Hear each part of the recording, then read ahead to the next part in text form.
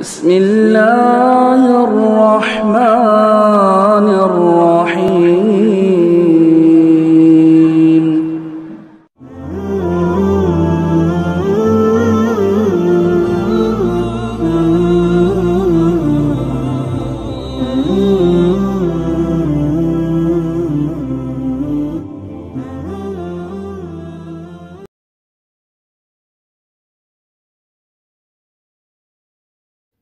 दूसरा सवाल है कि कौन से ऐब वाले जानवर की कुर्बानी नाजायज है।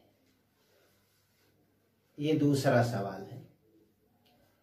तो सबसे पहले हदीस में है ला तज़बहू इल्ला मुसिन्ना, ना कुर्बानी करो जानवर की मगर मुसिन्ना। मुसिन्ना दांत वाले, जिसके दूध के दांत गिर गए हों और चारा खाने के दांत आ गए हों। यानी अगर किसी जानवर के दूध का दांत नहीं टूटा, चारा खाने वाला दांत नहीं है, तो उसकी कुर्बानी जायज नहीं है।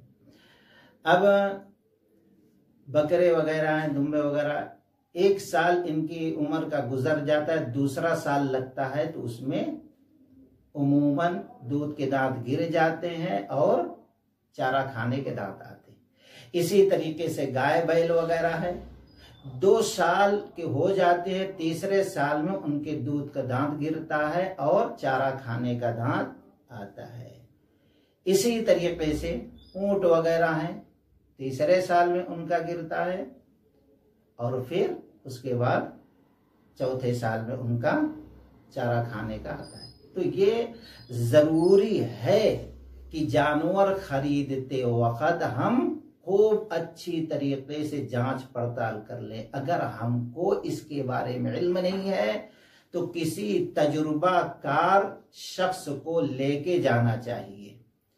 जैसे एक बार एक साहब एक डॉक्टर साहब को लेके चले गए जानवर खरीदने। अब वो बेचारा आदमी के दवा इलाज करने वाला, अब उसको क्या पता है कौन सा जान, जाके हट्टा कट्टा एक खूबसूरत बकरा खरीदवा दिए।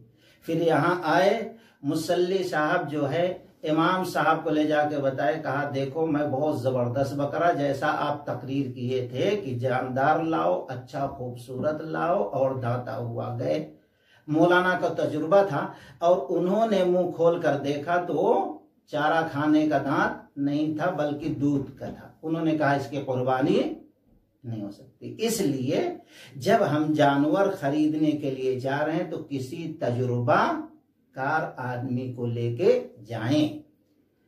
और इसी तरीके से हाँ मजबूरी है, नहीं मिल रहा है, तो भेड़ जो है, बकरी नहीं, भेड़ का बच्चा है, तो 1 साल अगर वो हो जा रहा है, जिसको जज़ा कहते हैं हदीस के अंदर, उसकी कुर्बानी कर सकते हैं। तो एक तो ये दांता हुआ जानवर नहीं है तो उसकी कुर्बानी नहीं है। और दूसरे इमाम अबू दाऊद रहमतुल्लाह अलैह अबू दाऊद शरीफ के अंदर नकल करते हैं, बरा बिन आसिब रज़ी अल्लाह तआला अन्हु कहते हैं कि अल्लाह के नबी अलैहिस्सलातु वस्सलाम लोगों के दरमियान ठहरे, आपने 4 उंगलियों का इशारा किया और फिर आपने फरमाया अर्बउन ला तजूज़ु फिल अज़ाही, 4 किस्म के जानवर की कुर्बानी जायज नहीं है।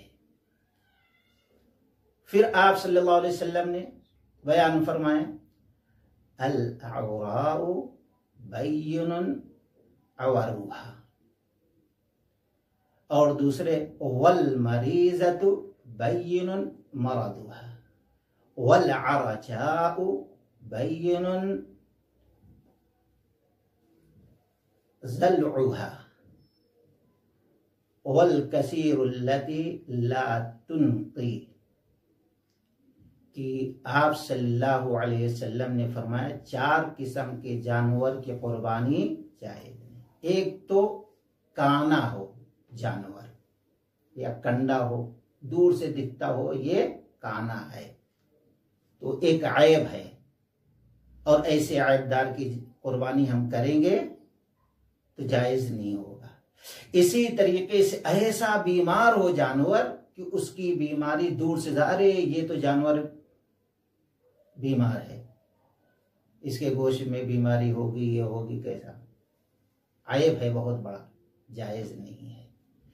इसी तरीके से लंगड़ा हो, दूर से चल रहा है तो हम देख लें कि ये लगड़ा है, तो ये आयब है। लगड़े जानवर की भी कुर्बानी नहीं अल्लाह के नबी सल्लल्लाहु अलैहि वसल्लम। या कि ऐसा दुबला पतला कमजोर हो कि उसके जिस्म में खाली हड्डी हो, गूदा न, चलना न आता हो, तो ऐसे आयबदार भी जानवर की कुर्बानी नहीं। हजरत बरा बिन आसिब रजी अल्लाह तआला कहा कि अल्लाह के नबी अलैहिस्सलातु वस्सलाम हमें तो ये भी पसंद नहीं है किसी के दांत में नुक्स हो। तो आपने फरमाया देखो तुमको नापसंद है मत करो, लेकिन दूसरों के लिए हराम ना करार दो। लेकिन ये वाज़े 4 अगर आयब है तो नहीं। इसी तरीके से कुछ हदीसें हैं जो जिसमें ज़ुअफ़ है, ये है कि कान आगे पीछे से फटा हो या गोल सुराख हो, उसके अंदर दूर से मालूम होता हो, या नाक में या कान में कोई नुक्स हो। खैर ये सही हदीसें नहीं है, लेकिन चाहिए कि जब हम जानवर खरीदें तो बेहतर से बेहतर खरीदें, बिला आयब वाले खरीदें, क्योंकि हम अल्लाह की रजा के लिए अल्लाह की राह में कुर्बानी कर रहे हैं। हाँ, हम खरीदे सारे आयब से पाक था, लेकिन जानवर खरीद लेने के बाद कहीं गिर गया, पैर टूट गया, या कोई जानवर कतर दिया, कान कट गया, ऐसा कुछ आयब हो जाता है, तो कोई मुज़ायका नहीं है, ऐसे जानवर की कुर्बानी कर सकते हैं। वल्लाह।